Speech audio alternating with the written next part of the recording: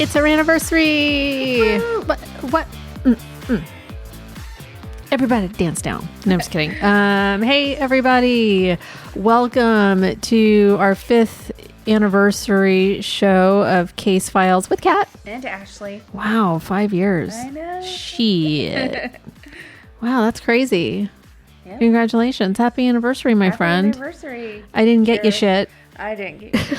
I love how we've gone from like really going all out for our anniversary to be like, And like, we just know. we just showed up today. We just showed, like, I'm here. You're welcome. I have a You story. have 45 minutes before I'm out the door. No. Shut up. I'm gonna be talking to myself then, because this is a doozy. I'm sure Socks will just jump up here and listen to you. So, Or Louie. they're just staring weirdly. They are staring weirdly, but other. at each other. Yeah. So what's going on? Any updates? No. Okay, so we're in. This is. I did not hear from. This is the best of us. I didn't hear from anyone about last week's episode, so I assume it was factual and correct, and no one had any complaints. If you're listening, Jillian, please let us know. You can leave a voicemail on our website if you would like to correct us, if that's easier for you. But yeah, dude, it's been a long week. I talked so much about the fucking underwear in the ceiling. I know. It's like, but why? Why? I know. So we do an episode on just the underwear. I know we had an event like the next night, and Ashley got to meet two big fans who I know who have been to my home because I love them so. Hi, Alexander and Costa. I just love that he was like, "You're the Ashley." I'm like, oh, yes, I am. You're like, oh wait, it's me. I'm famous.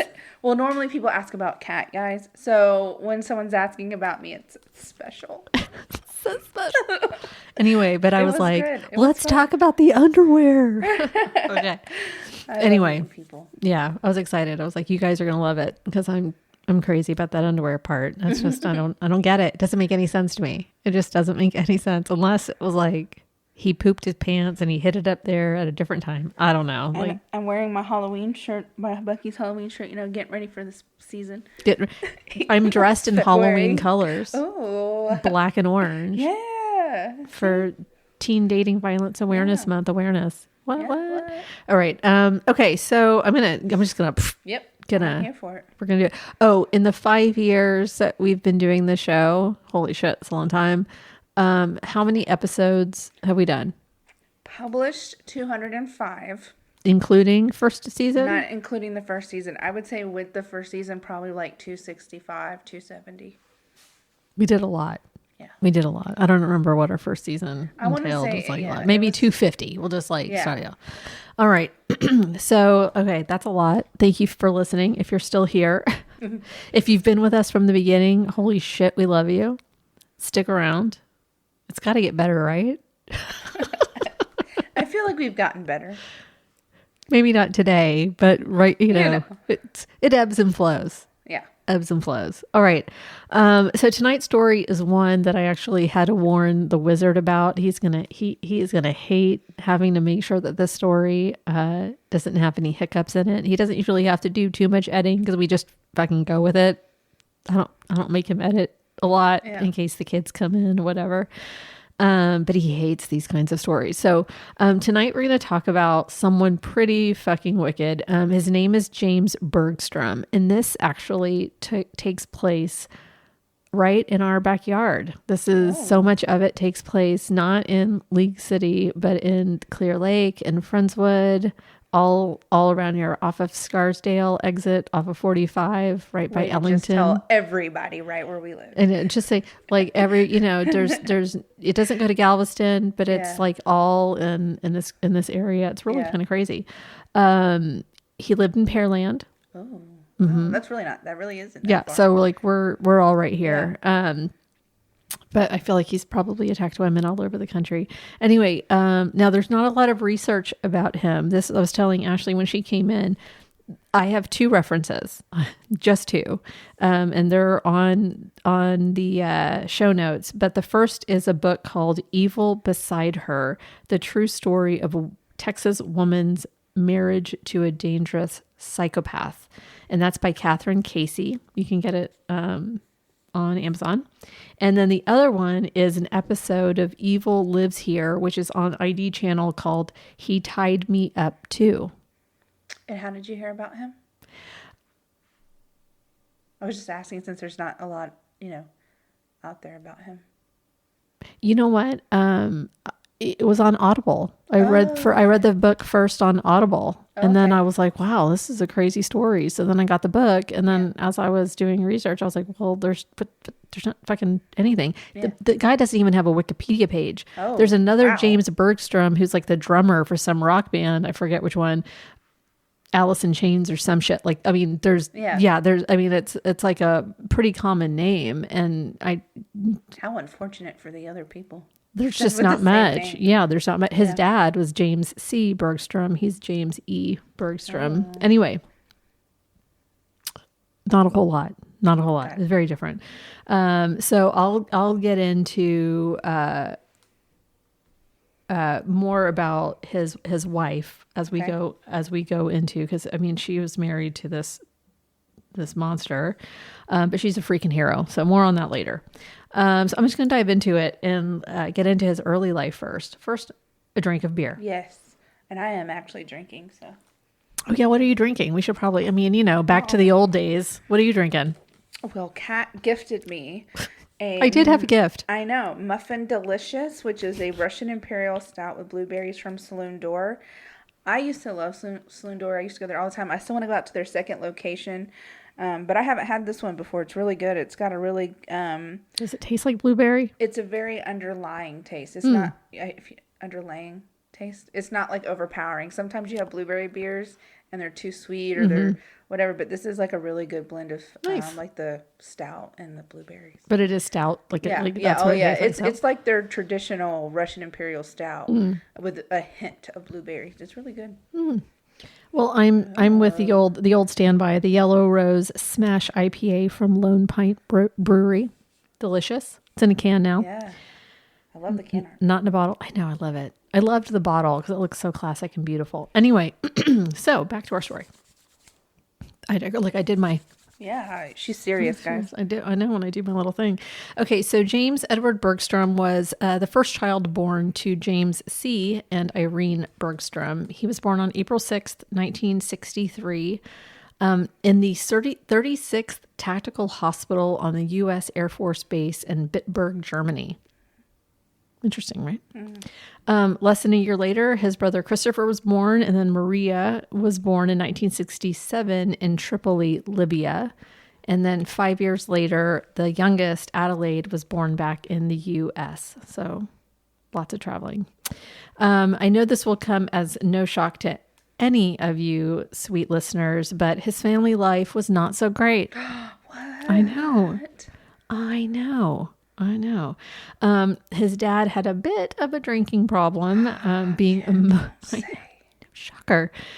He was quite emotionally and verbally abusive to Irene. Even the kids, though, would say he never hit her. He was never physically abusive to her. He saved that for the boys.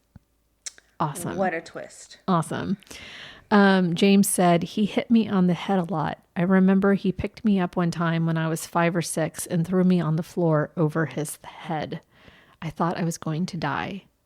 Oh my God. Could you imagine just being body slammed when you're, I mean, just being 5 and thinking you're going to die. By your father's hand. Yeah. That's crazy. And remembering that, that's awful. His father left. I'm really skimming through a lot of this. So I know there's probably just so much, and it may not make sense later when I say something, but I really had to cut this down for poor Ashley. Okay, so don't say for Ashley. I don't want any hate for poor Ashley. This is going to be just really long. So his father left the Air Force in 1971, and they all moved to Eastern Pennsylvania. He had gotten a job doing electrical work for Notre Dame at the scoreboards on the football field. So anyway, those were kind of a good times. But his dad was still a raging alcoholic. His mom was a Greek immigrant and not Americanized at all. So he felt like he saw himself as just being really different. Yeah. You know, like his family life was not like everyone else's that he saw. He knew that early on, but he was a good student. He really loved sports. I feel like there's something like right on top of my head and it keeps like hair. Yes, hair. That's it. But it keeps. I'm so observant. Keeps pulling or something. I don't know. Sorry, well, everybody. I don't see anything. I keep messing with my head. Anyway, he loved sports. He loved basketball and tennis. So he was just a big time athlete. During the summers, though, while school Notre Dame was out, James's dad would take on odd jobs to sort of pick up some more money, and they would drive around to all the little towns where they lived. And on his way back home, he would make James read scripture and prayers, like just recite them over and over and over again on the drive home until they would pull up into the parking lot of a bar. And then he would get out and leave 11-year-old James alone in a locked car while he went into the bar and would drink for a few hours. And then he'd come out and then he'd continue home. Nice. I mean, could you imagine being an 11-year-old kid? Just like, fuck, hours at a time. Jesus. So of course, around this time, is when James was really trying so hard to fit in and not be picked on. His life was just a little bit out of his control. He started to see himself as really different. He said that he started to hear voices in his head. They were whispers that called his name and would tell him to do bad things. He would like turn and nobody would be there. But so he started to know early on, like, something's not right. And it was around this time that he started to have hallucinations, and the hallucination that he would have is a giant bat that would just like land on his chest and start picking at the skin on his chin. How terrifying. Yeah, he was about 11 or 12 when that started. Not okay. Not okay. His parents were very Catholic. So, also completely inaccessible. Like, Yeah. you know, they weren't, he couldn't talk to them about any of this or about anything really, especially when it started to become about like sex, because his mom was so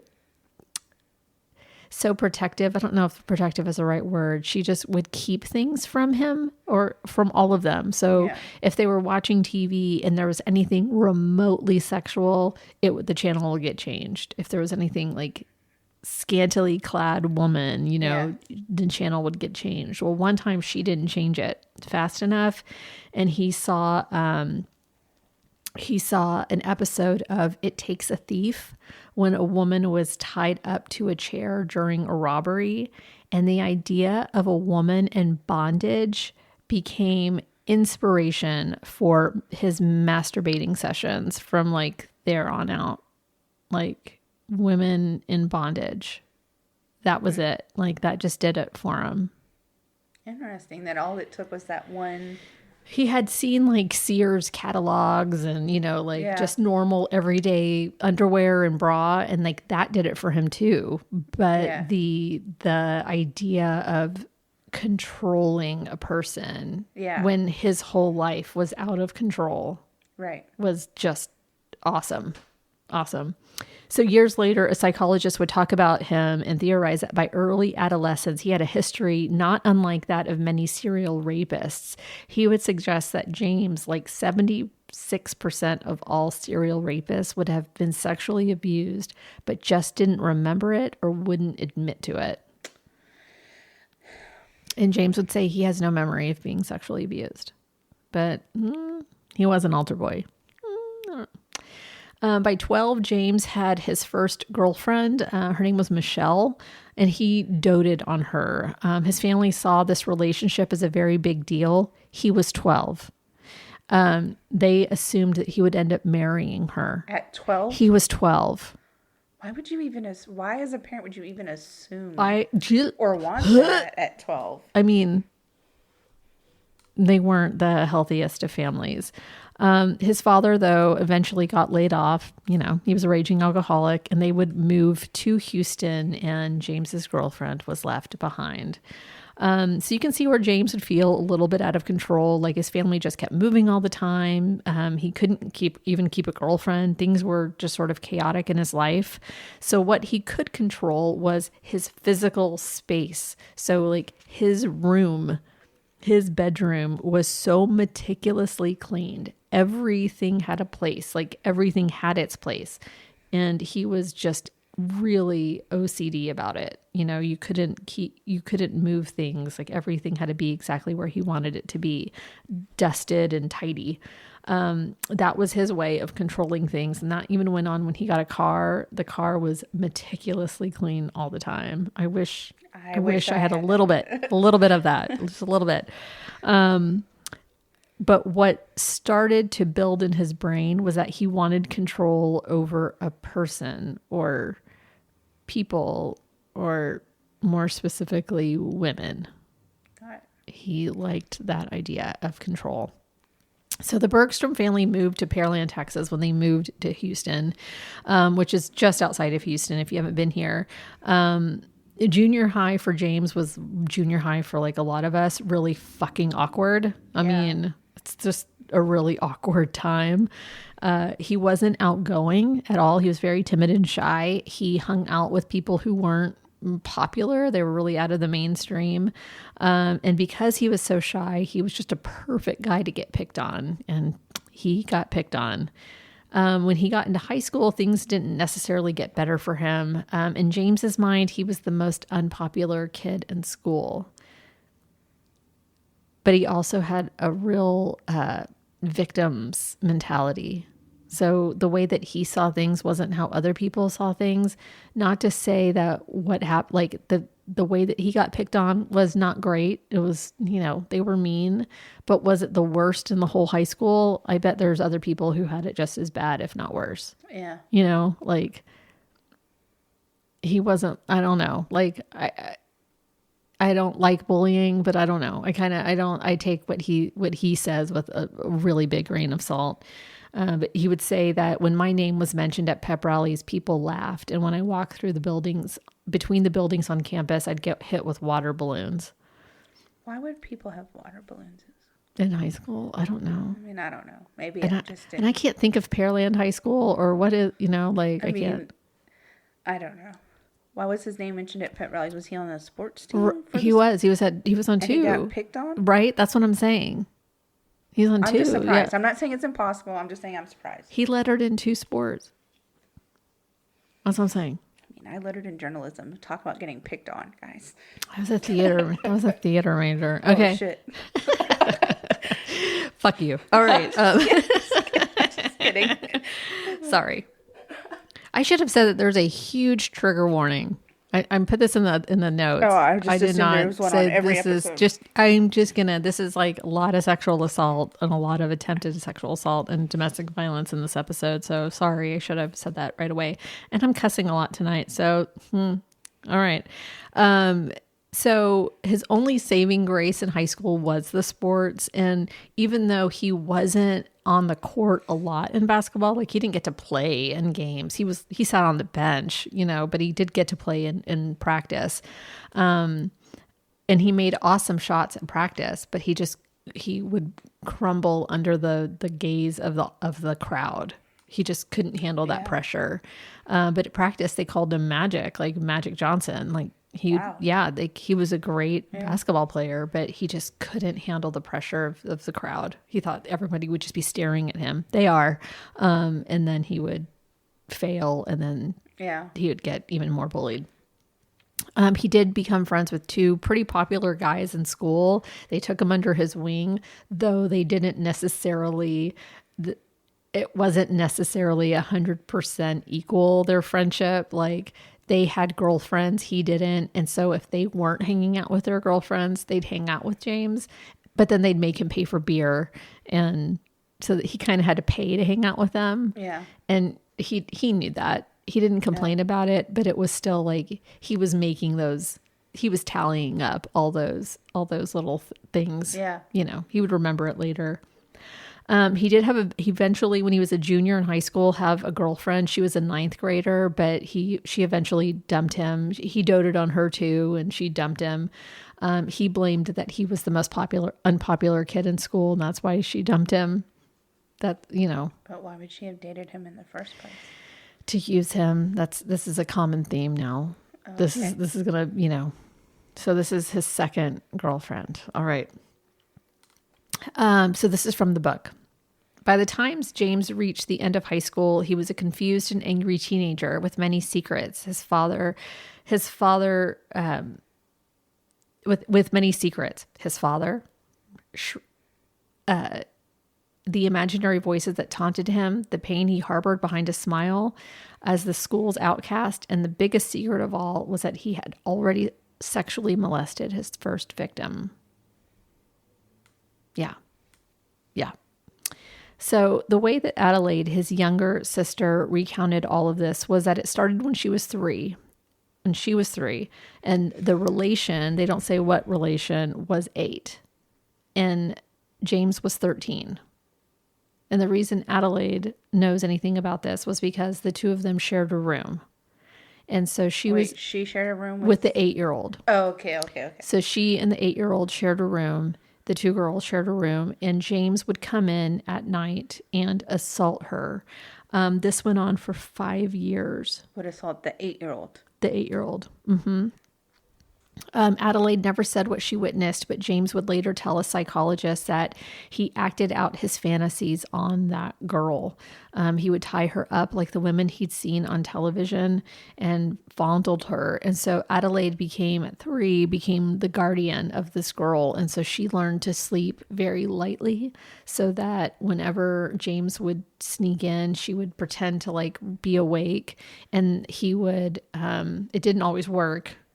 She didn't always wake up. But if she did, then he would leave. He wouldn't want his sister to see him do that. But it did go on for 5 years. They would eventually go to James C. and Irene and say, could you put a lock on the door? And they would say, yeah, why? Like, well, we just want some privacy. They never said anything. They never said anything. Yeah. Huh? I just said, yeah. That's crazy. Yeah. They didn't know, for Adelaide, she was like, she couldn't imagine. I mean, I'm sure she didn't even understand at 3 what was really happening. It went on other than it wasn't supposed to be. Yeah. She knew that it wasn't supposed to happen, and they were a little bit afraid of him because after the breakups of these girls, the whole family would feel the effects of those things. Yeah. He had a very bad temper, so they were really afraid of him. They learned to be afraid of him. So now James leaves high school in 1981. He gets a job at DeVoe and Reynolds, which is just a local union plant around. He worked there for nearly 3 years that January when he met Linda Martinez. Now, Linda truly is the hero of the story. So let me tell you a little bit about her. Linda was nicknamed Lily by her family, grew up in Houston. Her parents were Santos and Jesse. Santos was her mom. Jesse was her dad. They were born in the U.S. to Mexican and Spanish parents. And in 1958, they married and moved to Houston to start a family, which happened really quickly. So first it was Gio, then Mary, then Linda. In 1963 on Halloween Day, then Alice, and then Daniel. So boom, boom, boom, boom, boom. Yeah. 5 in a row. And like James's family, Linda's family life was not so great. In fact, it was terrifying. And her dad was also super abusive. And when Linda was 9, she said that the physical abuse turned sexual from her dad. And she was in the kitchen alone, washing dishes. Her brothers and sisters were in the living room, silently watching TV, as they were told to. Her mom was visiting a neighbor, and her dad came in and raped her. It happened twice more after that, but Linda cried so hard and was so inconsolable that the 3rd time, her mom, who was in the house, came into the room. And Linda, brave little girl Linda, told on her dad. And her dad denied it. And her mom said, well, if it's true, it better never happen again. Like, that's it. And so it never did. It never did. She still got beat, but she was never, and she could even get out of that by crying, but she couldn't do it all the time or else he would catch on and then it wouldn't work anymore. The fact that her mother stayed after that just blows my mind. Yeah. Yeah.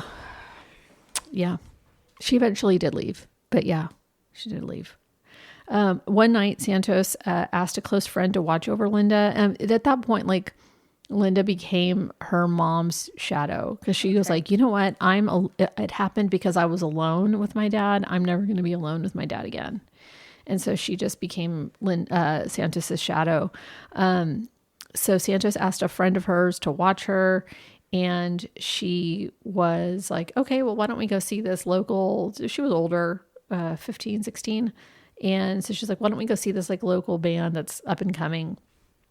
So she went, and this friend went to go dance, and the manager of the band started to plow Linda with booze and then was like, hey, do you want some signed swag from the band? And then took her out to the van, and where he raped her in the back of the van. After 10 minutes, she came inside and she was crying. She didn't tell the friend what had happened, and she never told anybody what had happened until years later. But, she was like, okay, men suck. I don't trust them. I'll never be alone with them ever again. So that's sort of how that's a poor teenager at that point. Yeah. In January of 1984 is when Linda heard the name James Bergstrom for the first time. Now, at this point, she had gone on dates with guys, but she always took her youngest brother, Daniel, with her as a chaperone. She never went by herself. And so if they wanted to go on a date with her, she would just take a chaperone. But because another brother knew James and some other people she knew James, they were like, oh yeah, he's super nice. Her brother said, James works at the plant. I played basketball with him and we had a few beers. He's a nice guy, quiet, but really a nice guy. You got nothing to worry about with him. Famous last words. It's always the quiet ones. It's always the quiet ones. So she agrees to go on a date with him, and she doesn't bring Daniel. Since everybody seemed to know and like him, she didn't feel like, too worried. And he showed up looking just as nervous as she felt. So she felt a little bit more at ease. They went to dinner, went to the Galleria, which is very big, huge mall, on the other side of town, really. And then he took her for a drive in Pearland. That's a lot of driving. They drove for at least 2 hours on this date. Like, that's just a lot of driving. An hour just to get back from the Galleria. That's what I'm saying. So there's just a lot. That I digress, but I'm like, damn, they went from Houston, like she lived like Houston proper, like almost Edo, and then they went to the Galleria and then to Pearland, and I'm just like, damn, that's just a lot. That's a lot of driving. If being in a car with a stranger. With a stranger. Yeah, with a stranger. That's another thing. Yeah. Anyway, so he took her to his home. It wasn't a first date for the history books. There was nothing like spectacular. There were no fireworks that were going off for her. It was a bit awkward. She was like, I'm not really that attracted to him, but he seemed nice enough. But she agreed to see him again. And he called her as soon as he got home. Like, I had a great time and we should do it again real soon, eager much.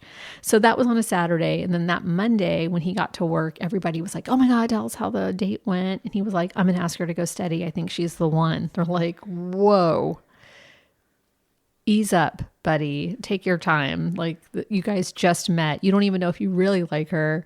He was like, nope, I think she's the one. And you don't even know if she likes you. But like, he was in it to win it. Like, right away. She was like, I'll go on another date. And that perfect, that is a perfect way to describe their entire relationship. She's like,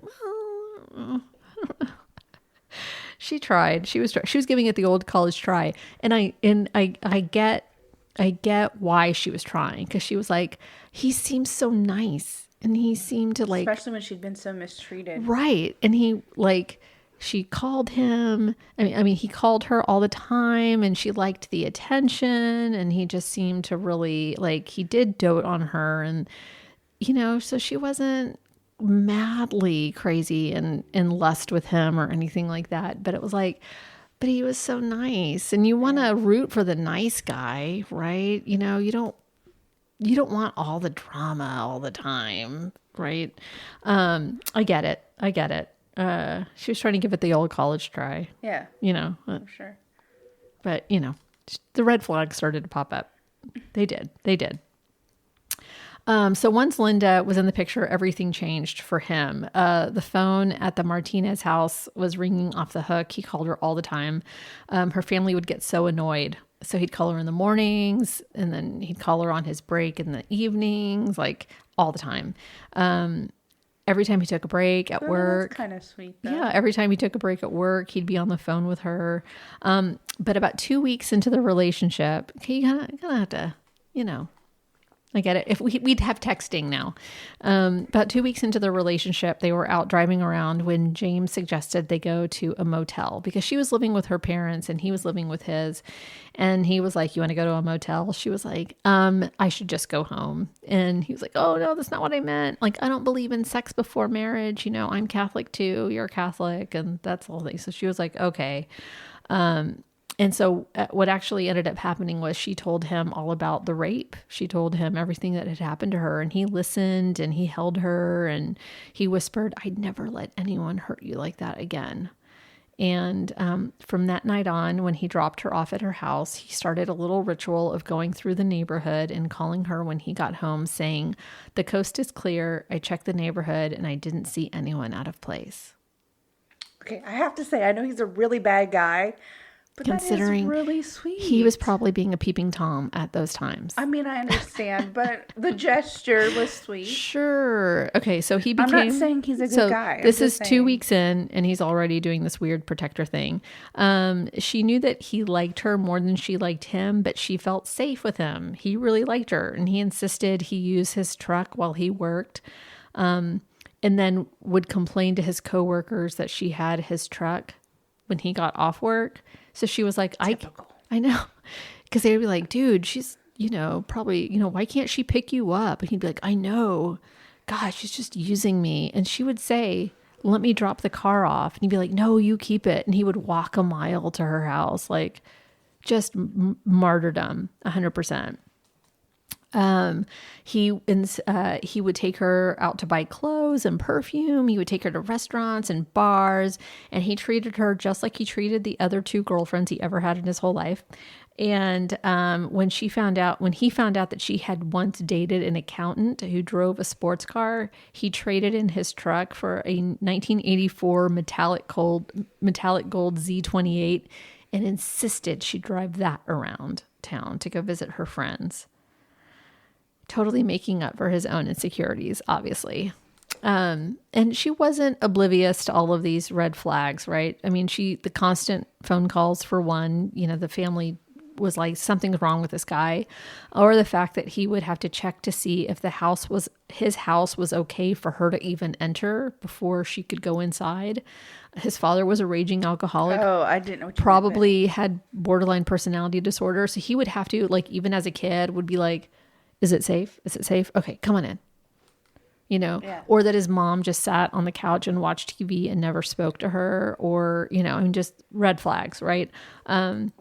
And she knew that James's generosity didn't come without strings, because if he called her and she wasn't there, he'd be pissed the fuck off, and he would be like, where were you? Who were you with? You have to tell me everything. And she'd be like, we're not married. I can do what I want. Okay, fine. I take back my sweet comment. You've made your point. Okay, I'm telling you. So at about the 1 year mark, don't even get me started on the time that she forgot about a date, and he came and did donuts in her front yard, and then called and was like, "Hey, just checking on you." I can't believe he didn't murder her family or something. He did donuts in her front yard, and then just called like, "Hey, everything's fine." And she'd be like, she was like watching him, and she'd be like, "Are you okay?" "Yeah, just checking on you, seeing what you're doing." Fucking hell. Fucking crazy. That would have made me go, we're never seeing each other again. So at about the 1 year mark, Linda really started to care about James. Wow. Yeah. Took that long. That's a weird progression. I thought it was going to go the other way. Everything changed one night when James came to her house after this huge argument that he had with his parents. And he said that the argument was about how much money he was spending on her, that they were like, she's just using you and blah, blah, blah. And she felt that he just seemed so sad and like just, that. So him being sad Made him love her, made her. Yeah. And so they both had some red flags going on. I just have to be kind of honest. Well, yeah, she, yeah. But it was like, everyone says you're just using me. And she'd be like, why do you listen to these people? And, it occurred to her, like, I do care for this person. Like, this person's being really nice to me. And I'm, like she wasn't cheating on him or anything like that. So this was when she told him that she loved him for the first time. She kind of hoped that this would ease up some of his insecurities. It only made it worse. And now he really needed to know where she was. The jealousness got so much worse, his jealousies. And so, opposite effect, whoops. And it wasn't until years later that Linda would find out that the fight that James had had that night was really about his parents finding out about the little girl that he molested all those years. Oh my God. Mm-hmm. His parents found out about it. And you said you don't know what the relation of that 8-year-old was. They just had a relation. Okay. But she lived with them. So my guess is probably like a cousin or something. Yeah.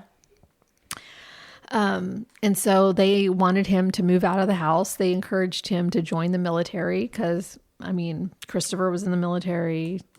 James C. was in the military. But he told Linda that he would not join the military unless she married him. So she agreed to. Yay. And on April 25th, 1985, alone, because they knew neither of their families approved, James and Linda drove to the courthouse in Pasadena, Texas. James was 22, Linda was 21, and they got married at the Justice of the Peace.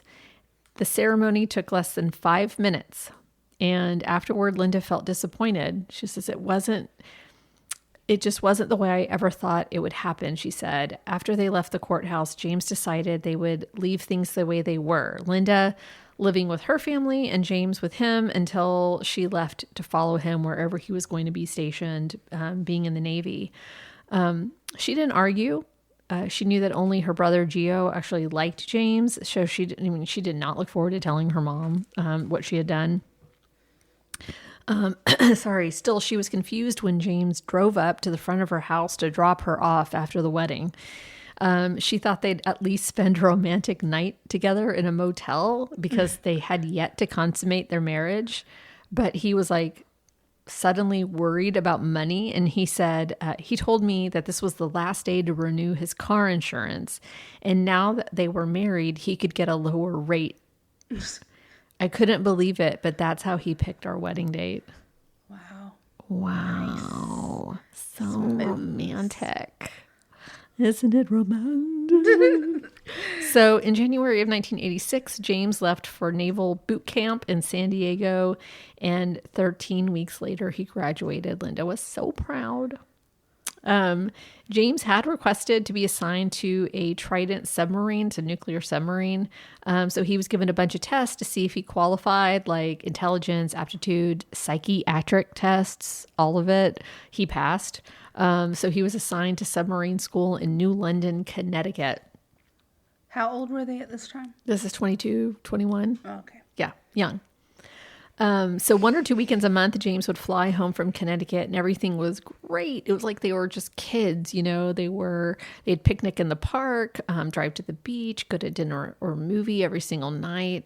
They never fought. Her one disappointment though was in the bedroom, because now that they actually got to get it on,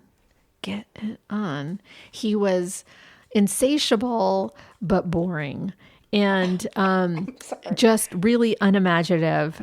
He would insist that they make love at least 3, maybe 4 times a day, but it was always the same. He climbed on top and in a couple of minutes it would be over and he'd roll off of her and fall into a deep sleep. I'm not sure she ever had an orgasm. Like, that was it. Pump, pump, pump, 2 pump chump. Like, it just every time. 4 times a day? 4 times a day. And she said it would last minutes. Minutes. Okay. Just, it was all about him, you know, like. I mean, I feel like that's divorce worthy right there. Like, this is not gonna work. Like, he didn't like her putting on lingerie or being like sexy, sassy or anything, you know, like. I'm just surprised it was so boring considering the fantasies that he had. You know what I mean? Well, sure. I figured he would try to act those out on her. But wait, there's more. Oh, shit. He gets back from boot camp and he's excited. I'm excited because we haven't seen each other in a while. We go into the bedroom and we start to make out. And then he's like, kind of trying to put my hands behind my back and kiss me at the same time. And I felt, you know, like, whoa, wait a minute, what's this? Whoa, what are you doing? I just want to try something. And then he asked me about tying up. He asked me if he could do that. And he called it a game. I wanted to please him. He just got back from boot camp, and I know that must have been hard for him. So I was up for just about anything that he would wanted to do. But when he started to tie me up, it didn't seem to be a game anymore. You might like it. I saw the look in his eyes. It's like they stood out much brighter. I'll never forget that look in his face. I never saw that before. This doesn't feel right. And then I just said, no, you know, I don't like this. You know, stop. Wait, stop, get off. He stopped immediately, and he was very apologetic to me. I don't like this. Hold on. He says, oh, I'm sorry. And I thought, wow, where did this come from? You know, what made you want to do something like that? He says, I just wanted to try something different. You don't have to do it if you don't want to. I'm sorry. I won't do it again.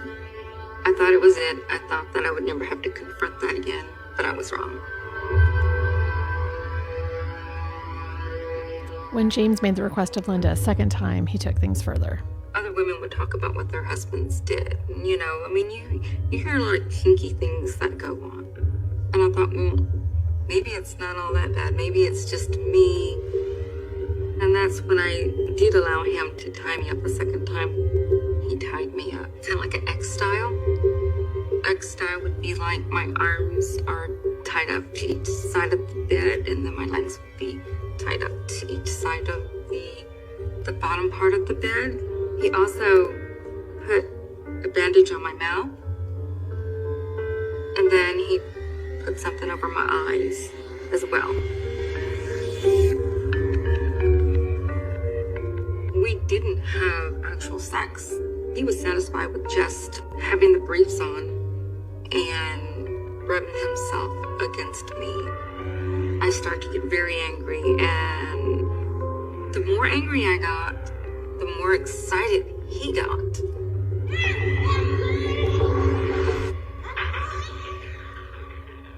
And then all of a sudden I heard the sliding door, and I'm like, James.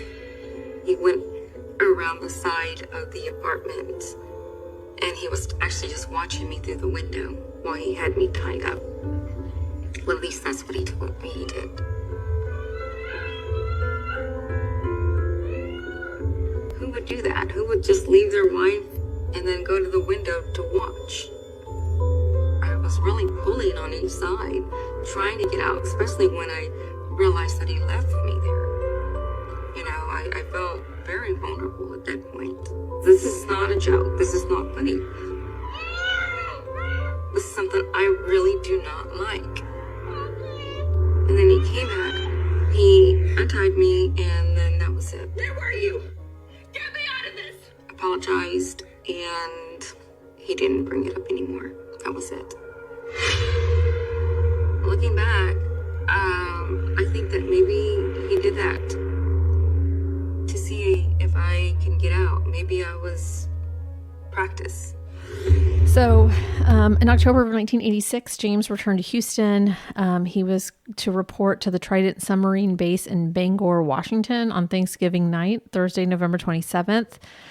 Didn't take him long to learn that he hated the Navy. And he was really not jazzed about being confined to a submarine with a bunch of dudes. That just wasn't his thing. He felt already incredibly insecure around men. And so that just made him feel even worse. He also, what Linda thought was he probably didn't like it because he wouldn't be able to find victims. And so he'd be stuck on this boat.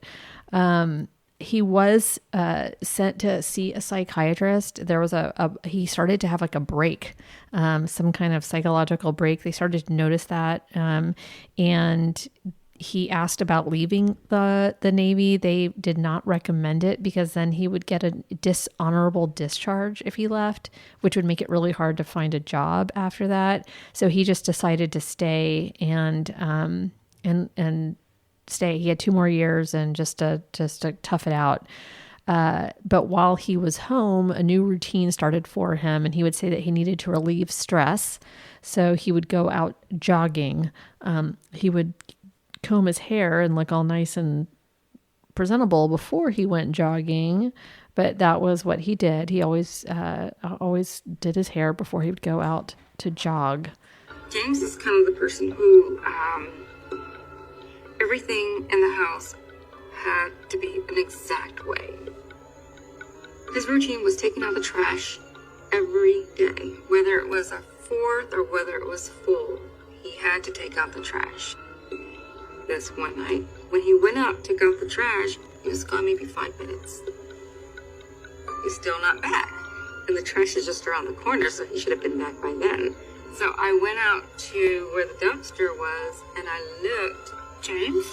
At that moment, I could have swore I saw him look through the window. It made me wonder, what are you doing? What are you doing? I saw this lying here. What do you think? He kind of like bent down and he had a screen in his hand.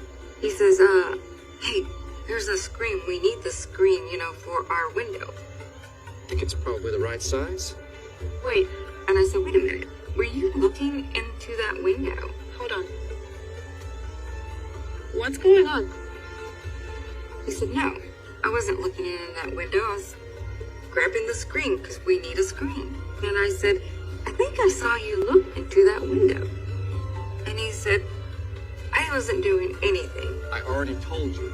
And I kept asking him and asking him. The more I asked, he started to get angry. And he said, no, we can go around and knock on the door and you can ask them.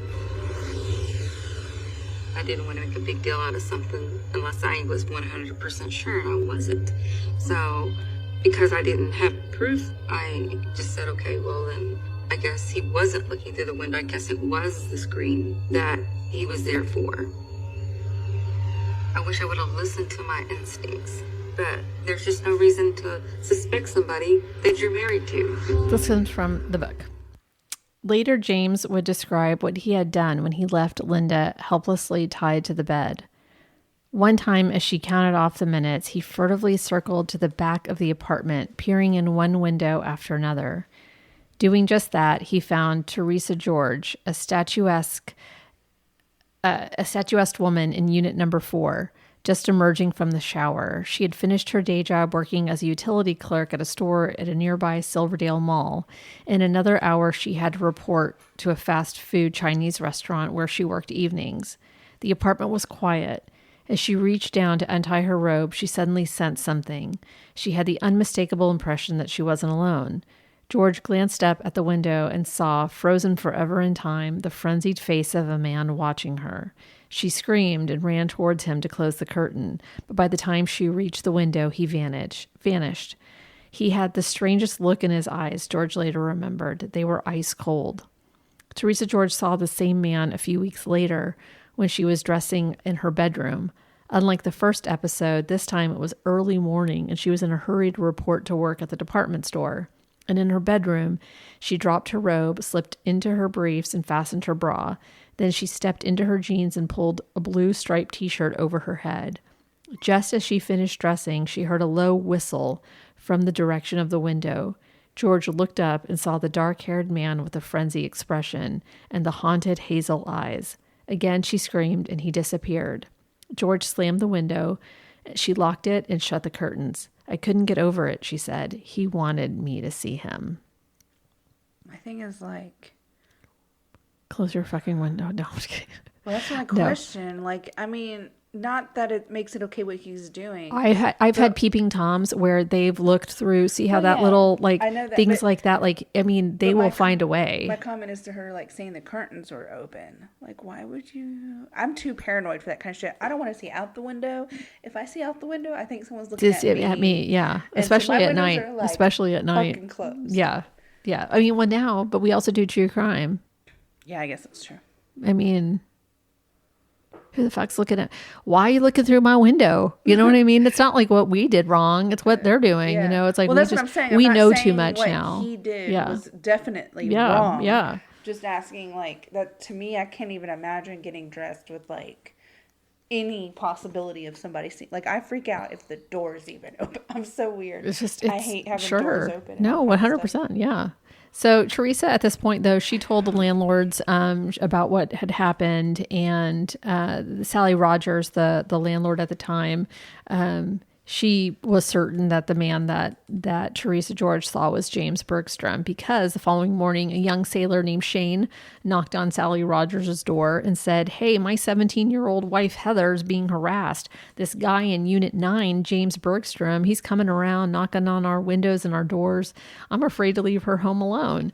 She talked to him at first to be neighborly, but now he's coming around all the time, knocking on the windows and asking to come in. He says his wife doesn't have enough time for him, that she ignores him, and that he's lonely. What the fuck? How big are your balls to show up at another man's house? Not just that, but just openly just knocking 17. on windows. God. Jesus Christ. Okay, so, well, he wrote up a complaint at Central Command on the base. He didn't let it go, so the Navy ordered for James and his wife to move. So they moved to a new apartment. James was completely obsessed with knowing where Linda was all the time, which is like pot, meat, kettle. And he would say, "I worry about you, Linda. Everybody on the boat is talking about some guy running around wearing a ski mask and peeping in windows. Maybe he's even a rapist. You've got to be careful. Lock your doors and windows. Be on the lookout for him." What a fucking psycho. This comes from the book. There had, in fact, been complaints pouring into Kitsap County Sheriff's Department since June about a dark-haired man in a red ski mask. That's not the right word. That's not the right word. I don't know what I meant to say. It would be many months until the police discovered it. The sightings began just after James Bergstrom moved into the neighborhood, and until Linda realized that the night James called from Hawaii, he had warned her about himself. Oh, so he wasn't even in town when he called her and warned her. He was in Hawaii. Right. Okay. But so these were happening. So he would go off to sea for 70 days, come back, and then the attacks would happen, and then he'd go off and then come back. And so, okay, gotcha. So in late October of 1988, reports of the Peeping Tom started to pick back up again. So Undersheriff Chuck Wheeler had hoped that the masked man had moved on, gotten over it or whatever. But he knew that most boats were out on patrol for 70 days. So he figured it was a pretty good chance that they were dealing with a guy on the sub. Working on his hunch, Wheeler called an acquaintance at Central Command, like, "Hey, do you have any guys you're having trouble with over there?" He's like, "Oh, I'll have to get back to you. We'll have to ask around." So he'd have to wait for an answer. And then one day while Linda was at work, James decided to watch Jagged Edge. I don't know if you ever heard of this movie. Came out in 1985. Oh, it's before my birthday. Yeah, shut up. And so it's a movie starring Glenn Close and Jeff Bridges. And in this movie, Bridges plays a homicidal husband who enters his own home in a mask one night with a knife in a bloody rampage, ties down, gags, and eviscerates his wife. It's like the worst movie this man could be watching. Yep. So James said it was after that movie that I started thinking about going into these houses and about how easy it was to get through all these unlocked doors and windows.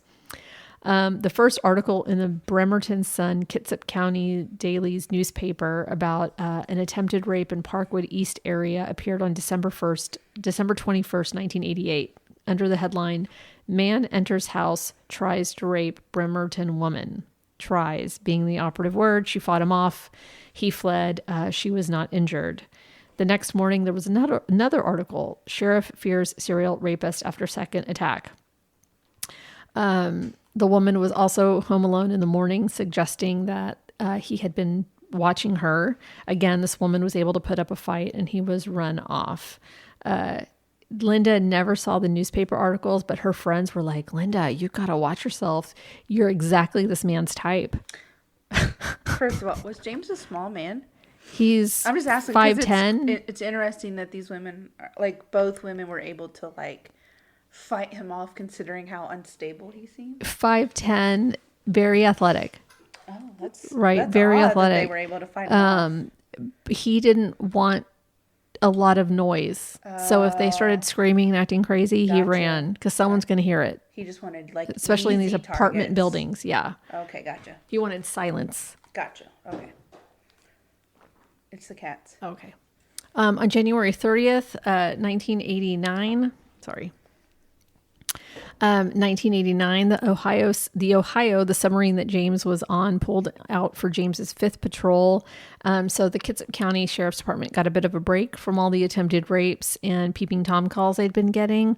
But on April 11th, the Ohio pulled back in. And so a couple of weeks after being home, James told Linda he was thinking about getting a gun. That's great. She was against it, but he knew how to manipulate her by like ruining her favorite things. So she eventually gave in. Then calls to the Kitsap County Sheriff's Department came in 2 weeks later. And they said, our guy's home. We're certain this is the same guy. Keep your doors locked and be alert. On Thursday, May 4th, 1989, Bremerton Sun headline, Masked Intruder Rapes Central Kitsap Woman. It was a woman in her mid-20s who said a man wearing a red ski mask broke into her home at 8 a.m. He was armed with a small caliber handgun. The woman told the police that the man tied her up and placed a pillowcase over her head and raped her. He said, if you cooperate, I won't hurt you. On May 18th, 1989, Linda came home from work to find two men in suits standing outside of her door. She knew something was terribly wrong. I came home from work, and there were two strange men in my apartment. Everything was upside down. I mean, the cushions on the sofa were thrown here, there. The house was ransacked. It's okay, baby. One of the men showed me his badge and told me he was from the police department. They turned out to be detectives. They explained to me that James had been arrested early that morning. What did he do? Might be easier if you have a seat. They said he was watching a 53-year-old woman undress through her window. Wait, hang on. They went on and they told me that they suspected that he was this person with a ski mask, this rapist that was out there. If it's a pattern of behavior we look for in a case like this. I was like, oh, wait a minute. This is crazy. I don't think so, no. No. I believed he was a peeping Tom, but I did not believe he was a rapist. They told me that there was a woman that was raped at gunpoint, and they asked me if he had owned a gun. Does your husband own a firearm? And I said yes. He has a pistol. And they said, well, that's funny because your husband said he doesn't own a gun. And I go, yes, he does. Right then and there, I realized that he lied to the police. I didn't understand why, but I know 100% that I don't know who he is anymore. I don't know who James is. I have no idea what happened to the gun. He must have had gotten rid of everything, so the police didn't have enough evidence to hold him. Okay, I think we're done here, yeah? He was released to the Navy, and the Navy wanted him out, so he got discharged from the military. I had intended on leaving him. Then I found out I was pregnant. And that changed everything, you know, because I'm thinking, well, now what I'm gonna do?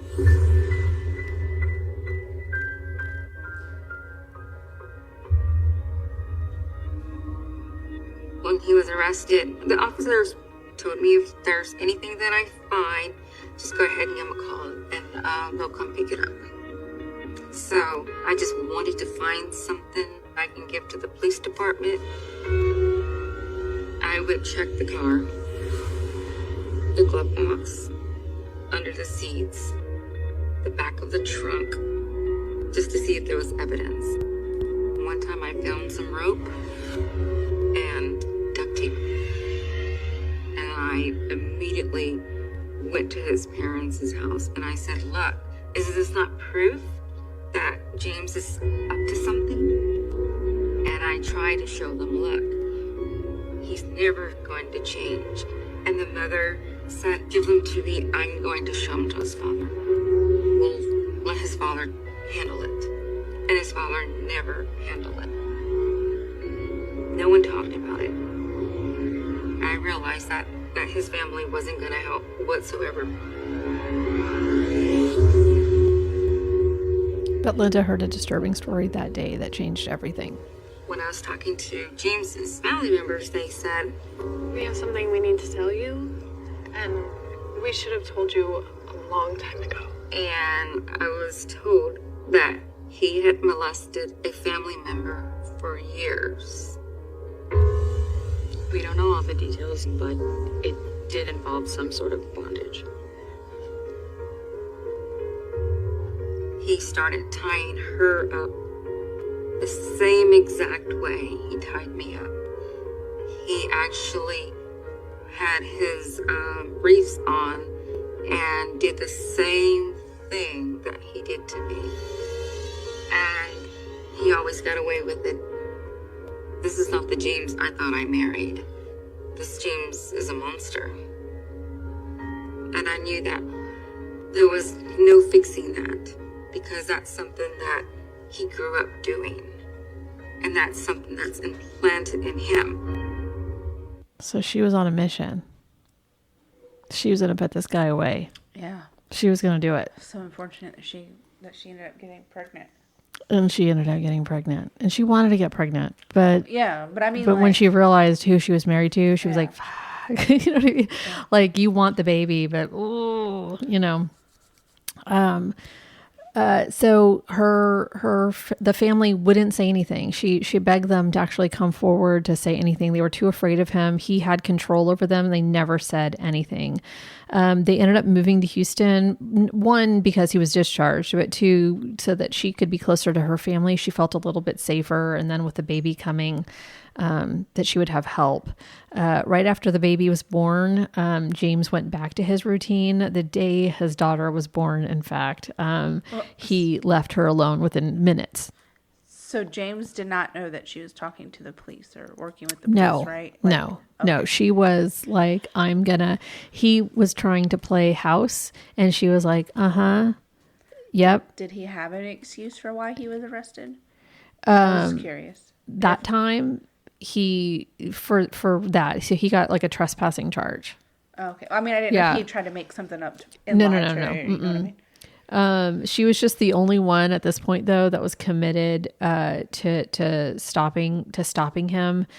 She started to keep a calendar of every time he left the house to go to work and when he would come home and if he had an appointment and all those kinds of things. And she finally convinced him to tell her all that he had done, and he did.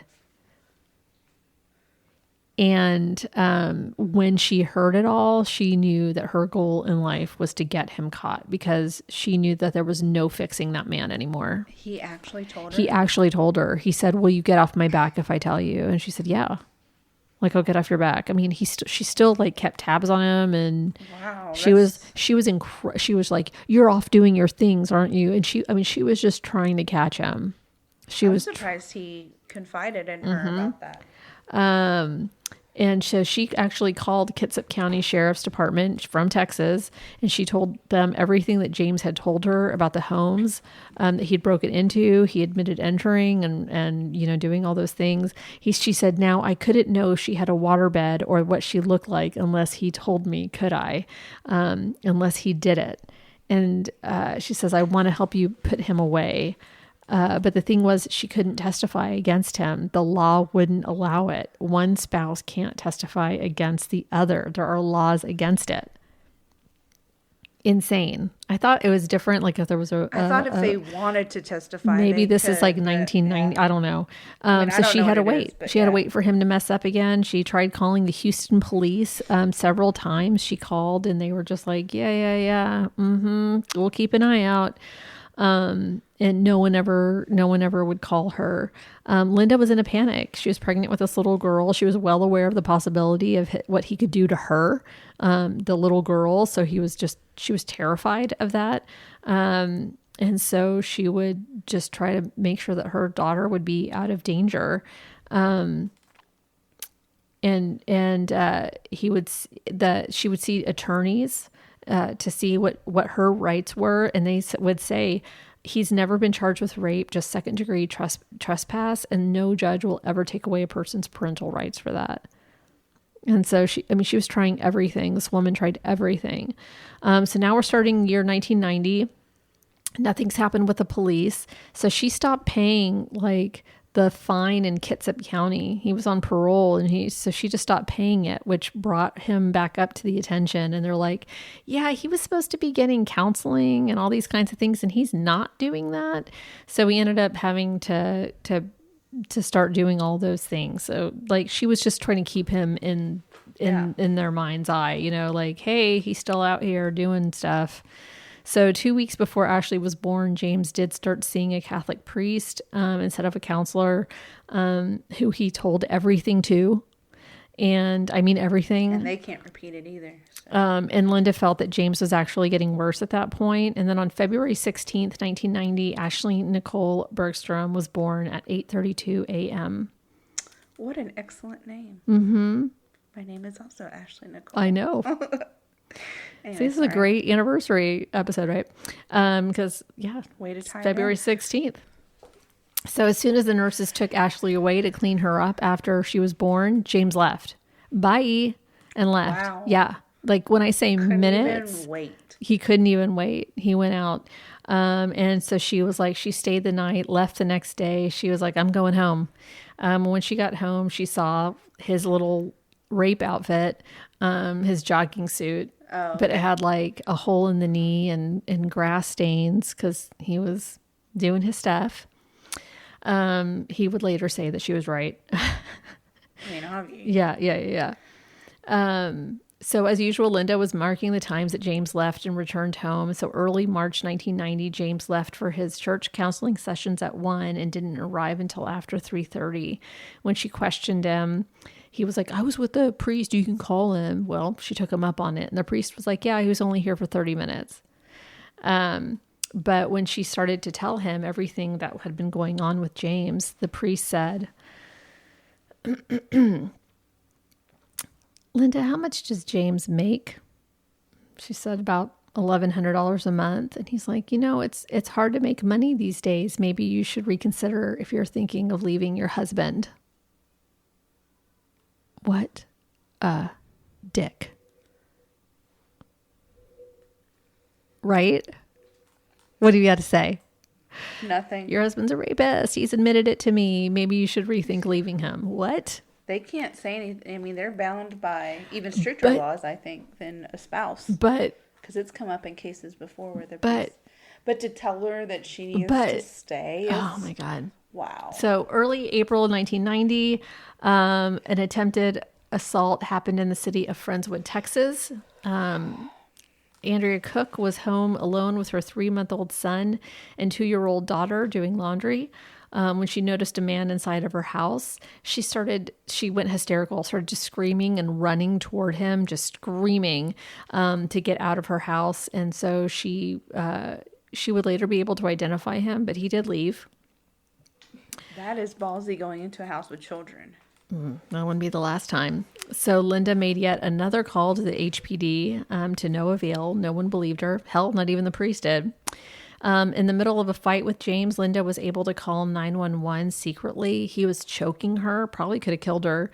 The baby was barely 2 months old. And so when they arrived, he was arrested for endangering a child in assault. But the next day he did bail out and Linda went back to him. She said she was going to divorce him, but he said, okay, I'll even pay for the divorce, but I'm going to get full custody of the child. And so she was like, you know what? No one's believed me this far. What makes me think a judge is going to believe me? So she stayed with him and dropped the charges. And so on February 7th, 1991, there was another attempted rape in Friendswood, this time Sarah Williamson. She screamed that her husband was on his way home, so he turned and left. This was the third attack by ski mask assailant in Friendswood at this point. Being that this is so close to home, I cannot imagine knowing there was that would be so scary. So scary. So scary. Like, that's you don't, 15 minutes away. Yeah. Then on May 6, 1991, it was a Monday morning, a man broke into the house of Kimberly Greenman off of the I-45 Scarsdale exit. She was home alone with her 2-year-old daughter. She would estimate that James Bergstrom spent 45 minutes in her house, having her tied up and just toying with her. She was certain that her 2-year-old was watching from the hallway. She eventually ruined her life. I mean, it just ruined her for at least a little while. I don't know if it's ruined her whole life, but 6 months after the rape, Kim left her husband, saying she just couldn't be married anymore. She couldn't be physical with him anymore. Yeah. She took jobs as waitressing and just traveled.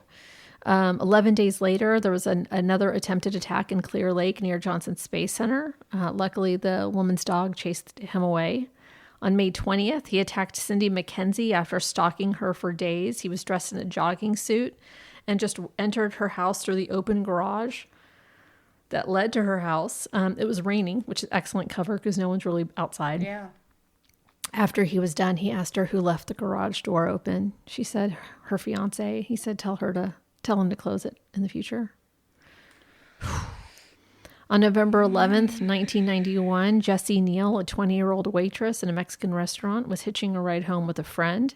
She was staying at this apartment dog sitting, and so she let the dog out onto the patio, closed the door, and then when she let the dog back in, he was there, pushed his way into the apartment.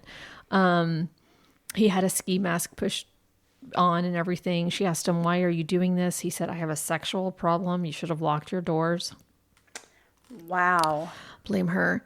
5 days later, 7:30 at night, there was another attack, this one at an apartment complex on Bay Area Boulevard. It's a 36-year-old white woman who was accosted as she got out of her car. She had enough time, though. She had enough warning, the sound, to turn around and hit the guy in the balls. And then he went running off. Good for her. Good for her. So for 18 months, James drove up and down Bay Area Boulevard and Clear Lake City Boulevard looking for victims. Scary. Yeah. Close to home. So 2 weeks after Jessie Neal, James attacked Andrea Hagen, a 20-year-old computer programmer, but he made a mistake. He had taken off his mask, and she had seen his face for even just the briefest of moments.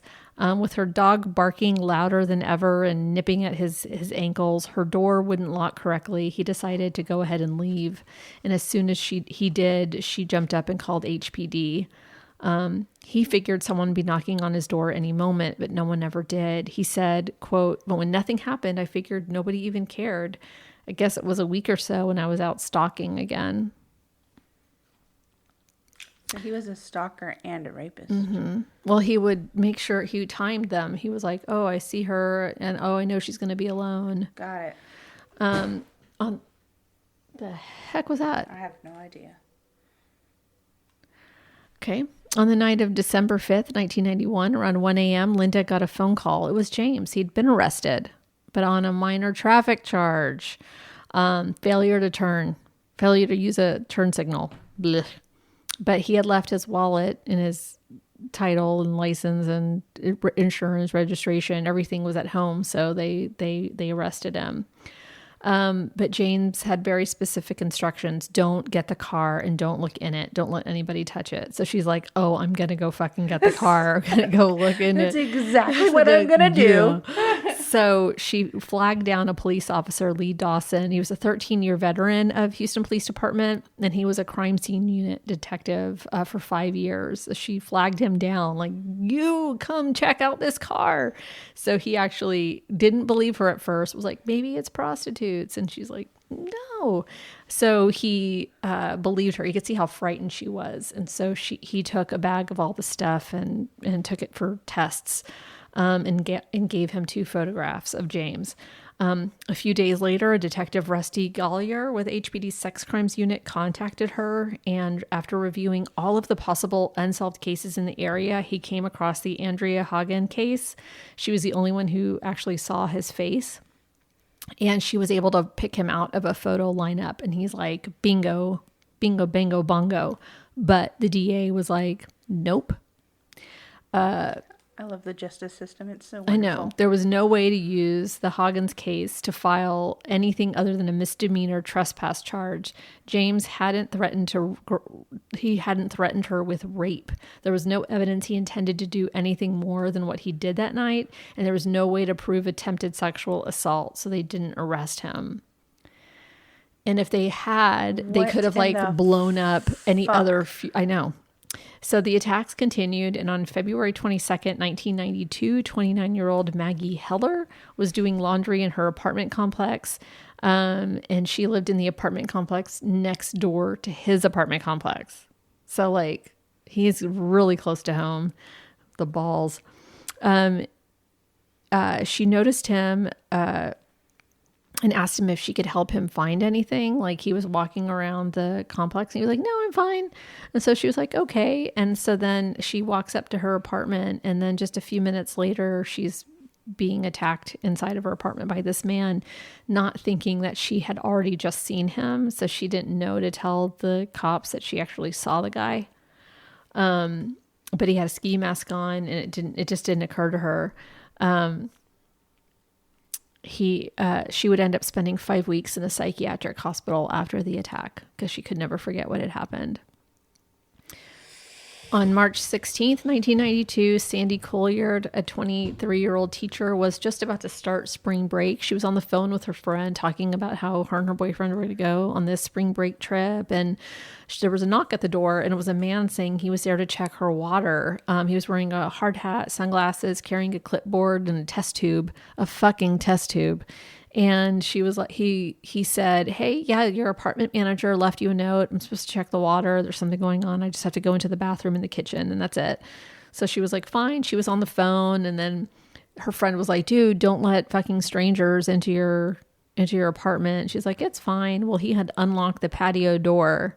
And then after he left, she got off the phone and was getting ready, and she didn't hear him slide the patio door. He didn't really take any breaks, did he? No. Wow. No.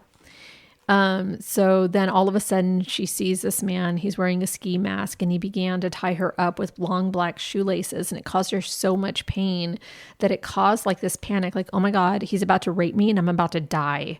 So she started to fight back. He was like, look, all I want is your money. She said, take it and leave. And she just started screaming at him, like, to leave and to get out of her apartment. So he ran out of her bedroom, closed the door, and she thought he had left. She got herself up. She's tied up still, gets herself out of her bedroom, goes into her living room, sees him without a mask in her living room. and she's screaming at him to leave. And she sees her maintenance man, and she's like hopping out there. Look what he did to me. Look what he did to me. And within minutes, the police showed up, and they showed her a photo lineup, and she was able to pick out James Bergstrom. The police, however, weren't sure all of this was the same man. Are you fucking kidding me? Oh my God. Like, how much they were evidence and proof and witnesses do you fucking need? They were like, man, his MO keeps changing, and that's fucking smart. And because he was at this point erratic. I don't know that he was being smart. I think he was just fucking doing. I think he was just doing. Right. This is what he said. The police, however, weren't sure all of this was the same man. If it was, they thought he was smart. Since Bergstrom had no other felony convictions, a judge would give him probation or a 2-year sentence. With good jail time in jail, Bergstrom probably wouldn't serve more than a few months, and any advantage they had from the element of surprise would be gone. They really wanted to put this guy away for a long time, so they decided to wait on the arrest. Yeah, fuck all the women that get raped in the meantime. But if he was only gone for 2 months, I just don't understand. it's so underpunished. It's so underpunished. They wanted to find him. They wanted something good, right? So hold on. It comes. Believe me. On the night of March 22nd, the ski-masked intruder stalked 2 women at a university, but before that, two women at a University Green apartments on Bay Area Boulevard, the same place where Andrea Hagen had been attacked just 3 months earlier. They made so much commotion that he turned and left. They called 911. I used to live there. Shut the fuck up. When I was at UH, I stayed there. There you go. Yikes. No thanks. Yikes. That was 1992. You weren't there. Yeah, I was like, I don't know.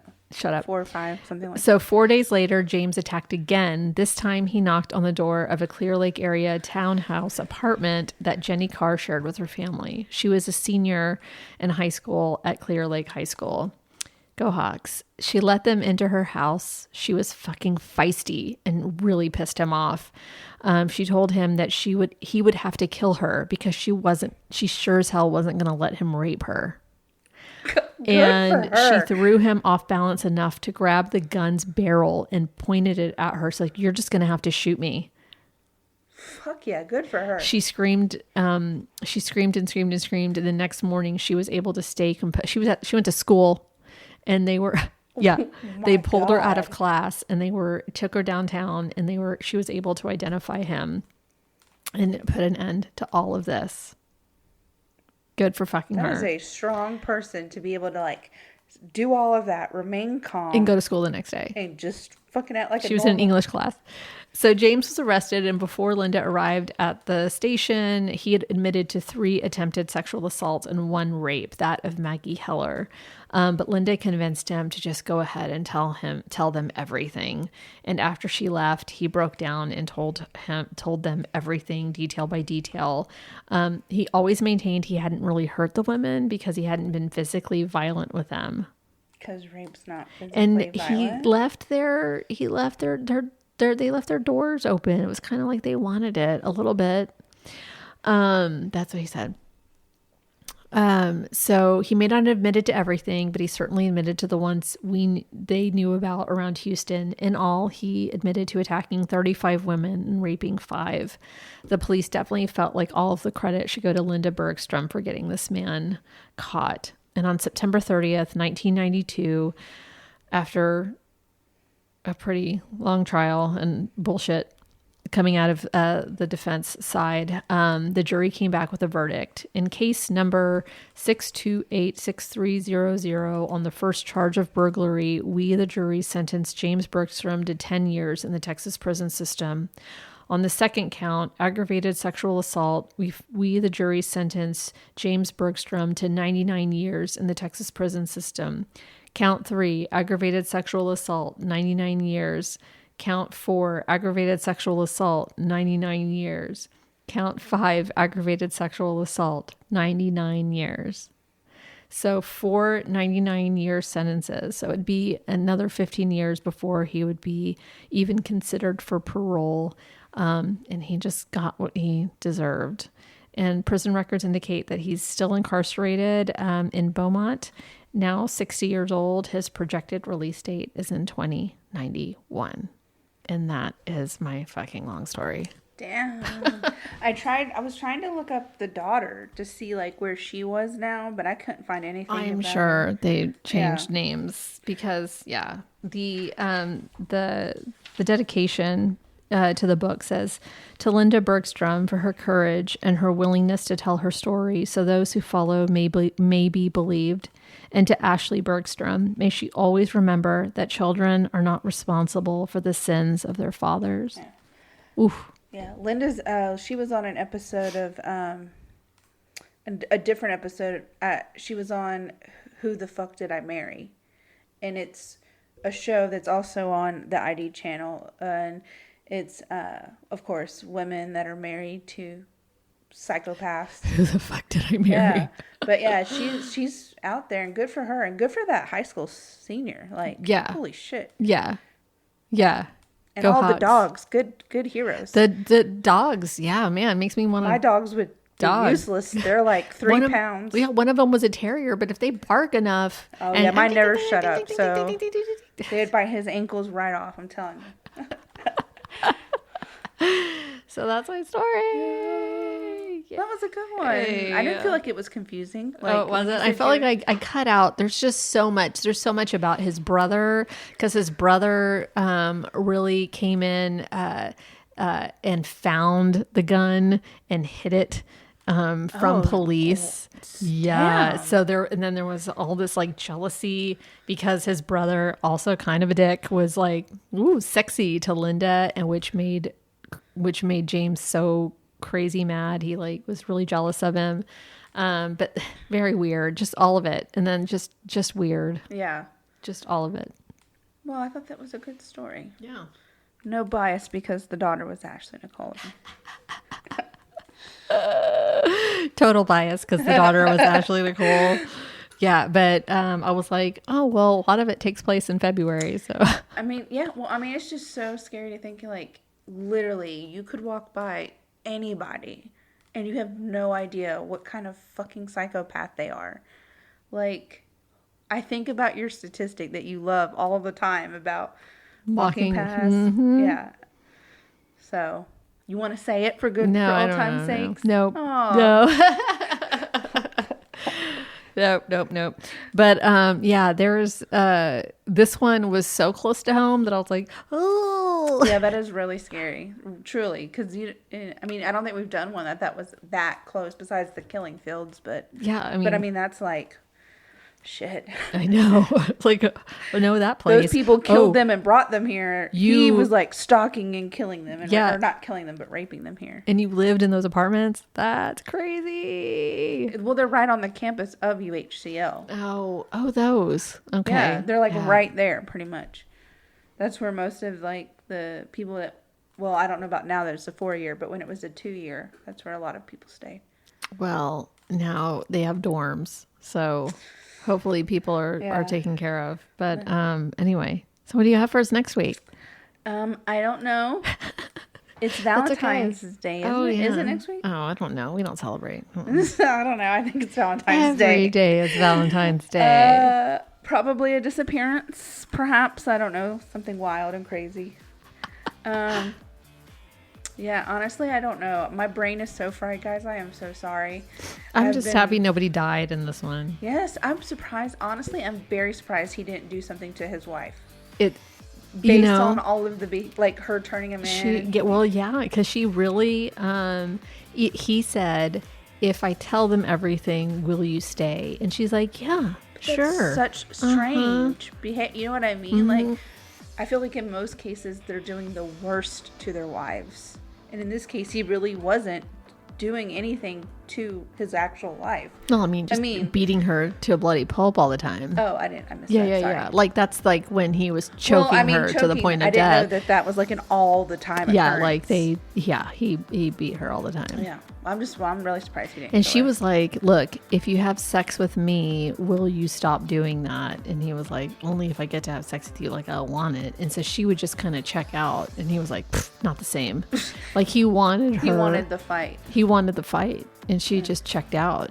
And he was like, "That's not the same." Because she would be like, "Why don't you just go to prostitutes?" He's like, "I don't want it consensual." Yeah, fuck that. Like, He's honest. Yeah. You know, so she was like, okay, I'll do it. But then she protected herself. And Well, good for her. I'm so glad he got caught and is actually in prison still. yeah. So. And he still says that he never hurt anybody, that they wanted Delusional. it. Delusional. He's going to kill somebody. He was going to kill somebody. Yeah. I mean, I'm sure it would have progressed to that. if that for sure. teenager hadn't fought, Yeah. you know, it was coming. It was coming. Anyway. Yeah, so like I said, I don't know. Probably do a disappearance. All Probably right. a murder. Well, cheers, my friend. Yes, Here's cheers. to an awesome 5 years. You've already drank all your beer. Yeah, I I saw finished it. mine, because I'm not doing the talking. But anyway, thanks. Cheers to all of you for listening. Yes. Thanks for if you're still listening at this point in the episode, we know you love us. Yes. But we will see you next week. Lock your doors, shut your Bye, blinds, dog. lock your windows. Yeah, but you know, get an alarm system, some video cameras. For sure. I'm so See crazy something, about say windows. something. Yeah, see something, say something. Just be safe, y'all, and we will see you next week.